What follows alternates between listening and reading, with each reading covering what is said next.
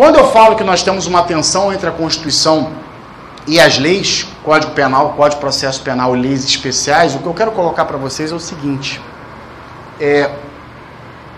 o que nós identificamos hoje, todos vocês identificam nas decisões que vocês estão impugnando, é o quê? O juiz ele decide como quer e argumenta para tal. Se vocês pegarem essa semana, por exemplo, as declarações do ministro Luiz Fux, que é oriundo do Rio de Janeiro, ele diz o quê? Eu decido, depois eu procuro argumentos para fundamentar a minha decisão. Sendo que, na verdade, o que nós devemos esperar do judiciário justamente não é isso. Nós não podemos esperar de um judiciário, ele não pode agir decidindo como ele quer e depois fundamentar o que ele quer. Porque isso é o primado da hipótese sobre o fato.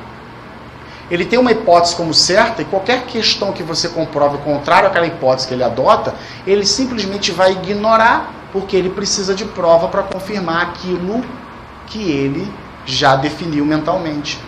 E a questão da prisão preventiva é de tamanha importância, porque se vocês pararem para pensar, nós temos um grande problema que é a dificuldade como ser humano de um juiz, por exemplo, de absolver uma pessoa que ele deixou presa preventivamente. Isso é uma questão muito importante que, da mesma forma que pode influenciar e influencia diretamente na decisão final de mérito um decreto de prisão preventiva, uma soltura, uma revogação ou uma substituição por medida cautelar também vai influenciar na decisão final, só que agora para o lado defensivo. Isso são pontos que devem ser avaliados e isso demonstra que a prisão preventiva e o embate e conflito que nós temos com ela vai além do que o simples fato, o simples ato processual de prender. Porque esse ato processual de prender ou esse ato processual de soltar, seja na liberdade provisória ou com medidas cautelares, vai influenciar diretamente na decisão final daquele processo. E se nós não pudermos trabalhar de forma efetiva na questão da prisão preventiva, na questão das medidas cautelares, certamente o quadro que está encenado, desenhado para aquela preventiva será confirmado na sentença de mérito. Qual a questão que de extrema importância que eu quero colocar para vocês? Nós temos uma dificuldade legislativa que é uma legislação que possa atender de forma homogênea todos os cantos do nosso país. Então, certamente, o contexto social que tem Aracaju é diferente do Rio de Janeiro, que é diferente de São Paulo, que é diferente de Manaus, que é diferente de Porto Alegre, que é diferente de Belo Horizonte, e assim sucessivamente. Isso já é um problema inerente à nossa sociedade. Isso já é uma questão que nós deveremos enfrentar de todas as formas. O grande ponto desse que eu quero colocar aqui para vocês é, dentro de um processo, dentro de um contexto processual, certamente, aquela localidade, por exemplo, Aracaju, possui os seus valores sociais que podem influenciar diretamente nesse processo. E se nós não soubermos jogar com esses valores sociais, nós vamos perder de cara. Do tipo, Rio de Janeiro hoje tem um problema seríssimo que se chama milícia. Acho que todo mundo já viu em jornal, telejornal ou jornal escrito na internet. Então, hoje, todo o tratamento que é direcionado pelos magistrados para processo que envolve milícia é totalmente diferenciado dos demais casos. Por quê? Porque a realidade daquela região, daquela localidade, meio que impôs isso para o judiciário agisse dessa forma. E se lá os advogados que atuam nessa área não conseguirem entender, e isso já tem ficado muito claro, tanto que tem advogados que estão se especializando nesse tipo de processo, se eles não conseguirem entender que aquele tipo de processo, por aquele tipo penal, que tem aquela repercussão social específica, se eles não conseguirem entender que o tratamento processual a ser dado para o judiciário será diferente e a sua postura como advogado também deve ser diferente, passa a ser apenas um fantoche o advogado na audiência. Vai falar sem crédito, vai peticionar sem crédito, no final o resultado já é desenhado. O que é importante colocar é que toda localidade que nós vamos atuar, o contexto social, a repercussão daquele fato por conta da sua característica, não um caso específico midiático, Mas normalmente aquele tipo de caso, como no Rio de Janeiro eu falo da milícia, esse tipo de processo precisa ter um tratamento distinto, precisa ter uma atuação distinta, precisa ter uma forma de agir distinta, seja no comportamento em audiência, seja na forma de peticionar, seja até mesmo no que pedir, porque senão tudo aquilo que for feito será indeferido justamente por conta do tratamento diferenciado que é dado pelo Poder Judiciário.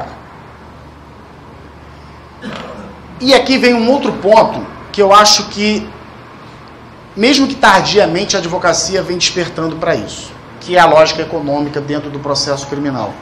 Por que eu falo dessa questão da lógica econômica dentro do processo criminal? Tem duas formas de analisar isso. A gente pode fazer uma análise da lógica econômica no processo penal de forma geral, do tipo, hoje, se, por exemplo, alguém aqui é da comissão da OAB de assunto penitenciário ou similar? Não tem ninguém aqui da comissão? Já foi? Já atuou? Já foi em nome da OAB no presídio? Ninguém aqui foi? Se você chegar, já foi também? Se você chegar lá, e aí vocês me confirmem se aqui também é assim, acredito que sim, mas me confirme. Se você chegar lá dizendo, olha, está tendo violação de direitos humanos, está tendo violação disso, está tendo violação daquilo, tá bom, doutor, a gente vai analisar, a gente vai confirmar, tá. Agora, se você chega com uma planilha de custo, dizendo que, olha, se você agir dessa forma, além de você proteger os direitos humanos daqueles que estão ali presos, você vai ter uma redução de custo dentro do sistema de tantos por cento. Você é atendido na hora. Seu pleito é atendido na hora. Não tem jeito. Seu pleito é atendido na hora. Porque hoje nós temos uma lógica processual, aqui eu não sei como está a questão da audiência de custódia, por exemplo, mas no Rio de Janeiro, a grande resistência do tribunal em impor e implementar as audiências de custódia era, mas e o custo que isso vai gerar? Se você for parar para pensar de uma lógica humanitária, assim, desculpem o palavrão, mas porra, foda-se o custo. Isso é uma questão de direitos humanos a nível internacional, mundial. Ninguém está preocupado com o custo. Gasta-se com muito mais, por muito menos, e com muito mais porcaria do que com isso que está sendo implementado. Vocês estão preocupados com a lógica, com a questão do custo? Só que isso é uma realidade que a gente precisa enfrentar. E isso dentro de um processo específico também vai influenciar. Isso dentro de um processo especificamente falando, isso tem como influenciar, e isso é muito claro. Principalmente processos que trabalham com perícia. Eu sei que é difícil, eu sei que é complicado, eu sei das dificuldades de todos os advogados, principalmente no começo de carreira, por questões financeiras e de recurso. Mas é indispensável em processos que têm análise fática pericial, de você ter perícia particular. De você trazer o teu perito, o teu laudo pericial. De você confrontar o perito do juízo, o perito trazido pela acusação. É indispensável. Por que eu falo da lógica econômica? Se você não tiver recurso para poder enfrentar isso, certamente você está passos atrás da acusação. Certamente você está passos atrás de outros advogados que já estão atuando e possuem esses recursos para poder agir. Eu sei da dificuldade, por exemplo, de ter a clientela que não tem condições, que está muito mal conseguindo pagar o honorário. Mas isso não pode nos impedir de enxergar a necessidade de ter isso, de tentar fazer parcerias, de tentar trazer peritos, por exemplo, do tipo, cara, vamos fazer uma parceria, você pode ter alguma participação, não sei qual é a questão que você vai fazer, mas é necessário. Por quê? Por quê? Porque essas provas normalmente são produzidas, nós precisamos ter em mente, precisar acabar com a ideia da neutralidade da prova. Não existe prova neutra. Não existe prova que apenas serve para esclarecer o fato. Pelo contrário, as provas são produzidas para que possa corroborar aquilo que nós estamos alegando. E se você não conseguir produzir prova para corroborar aquilo que você está alegando, certamente você fica aquém do esperado em um processo para o seu sucesso.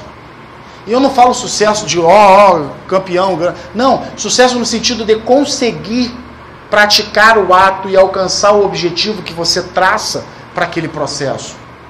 Isso é de extrema importância. Por quê? Porque se vocês observarem, os órgãos repressores de criminalização secundária, como Polícia Federal, até mesmo a Polícia Civil atualmente, Ministério Público, eles estão se especializando por segmentos. Então, crime de lavagem de capitais, Você ter lá um destacamento de alguns procuradores da República para se especializarem nisso. Crimes contra a vida, você tem outro destacamento para se especializar nisso. E assim sucessivamente. Se nós não tivermos essa visão e compreender a necessidade de praticar os atos processuais dentro de uma proximidade com aquilo que nós vamos enfrentar, continuaremos remando e morrendo na praia.